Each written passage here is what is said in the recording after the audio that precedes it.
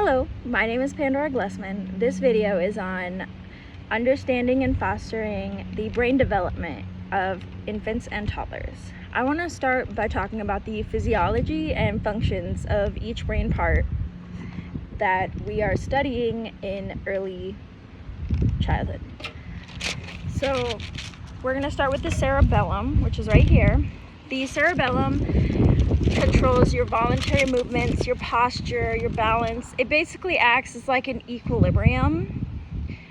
Then you go up here to your occipital lobe, which is the back of the brain and controls your vision, hence occipital. Yep. Your temporal lobe, which is right here, is the sensory area of your brain. It handles touch, it handles your senses. And then we're gonna move up to the parietal lobe, which is right here.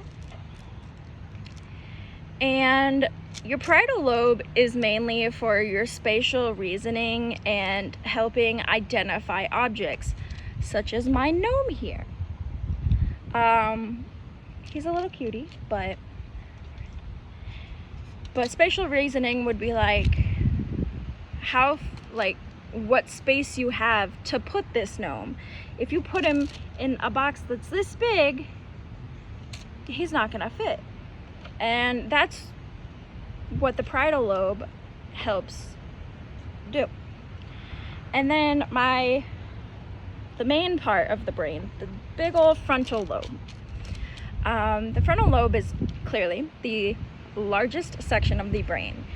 It develops rather rapidly in early childhood, but it doesn't finish, like it's not fully developed until around your mid 20s. Its function is the judgment, decisions, your personality, your language, and it does have some control over your movements.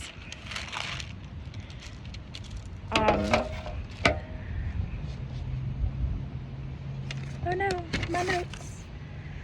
So starting at birth, your brain has 100 billion neurons and about 50 trillion synapses.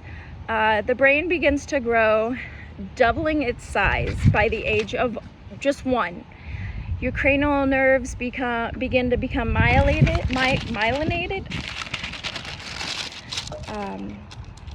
which myelin is the insulating fatty protein layer that basically it oils the system so it moves faster. Your synapses, your neurons, they all move faster when they're myelinated. At the age of 1, there are 1 million synapses per second, which is crazy to me. Developing and fostering the brain development in infants, they learn through experience. They learn through their senses: touch, taste, see, hearing. So reading and singing is a simple way to foster their auditory and vocal senses. Another way to foster their brain development would be keeping the environment colorful, engaging, multiple different textures, sounds, not too overstimulating, but just the right amount. Some other ways to develop infant brains would be like playing peekaboo and using sensory play, slowly introducing new toys that they can explore with their senses. And all of that will help with the brain development in infants.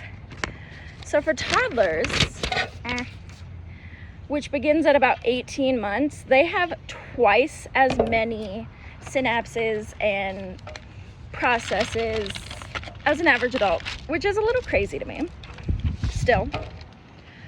But to enable the faster processing, the learning, the brain will prune the unused synapses and neurons. This pruning can cause a child experiencing toxic stress to unlearn like the feeling of safety and a child who versus a child who has not had just constant toxic stress.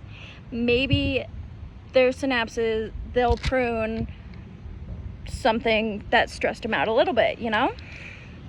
So brain development in toddlers, when you hit toddler age, your cerebellum and your prefrontal cortex continue making new neurons. Your myelination continues, and it kind of spreads out.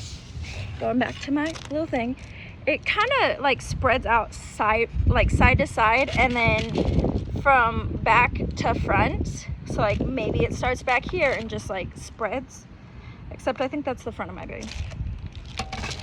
But by the age of 3, the brain is 80% of the size of an adult's. That's probably why toddlers got big hits. But to foster brain development in a toddler, you want to foster their imagination, their creativity. You want to sing songs with mimics and actions. So like Wheels on the Bus or like the Itsy Bitsy Spider. That is a really good one, because not only does it get their auditory senses and vocal, they're also moving, so doing fine motor skills. Pretend play is a really good one. It works. It's one way that kids learn to deal with the world around them as well as learn. Building could be fine motor, or it could be gross motor, because it's not always is it like fine parts. Sometimes you're building with like giant blocks. The arts is always a good way to develop the brain. Start with emotional regulation, things of that sort, and then beginning literacy with picture books, whether they want to just hold it or they want to explore and play with it, or they actually turn the pages. Like, as long as they are getting that, they are seeing that print recognition, and their brain is developing and learning. My psychology teacher once said, if you don't use it, you lose it. And that's what that pruning does. So if you're not going to use your creativity or, your voice, you might, I know when some people go silent for a while, it gets hard for them to like find their voice again. Anyway, I will include my references and my visual aids in my submission. Thank you and have a wonderful day.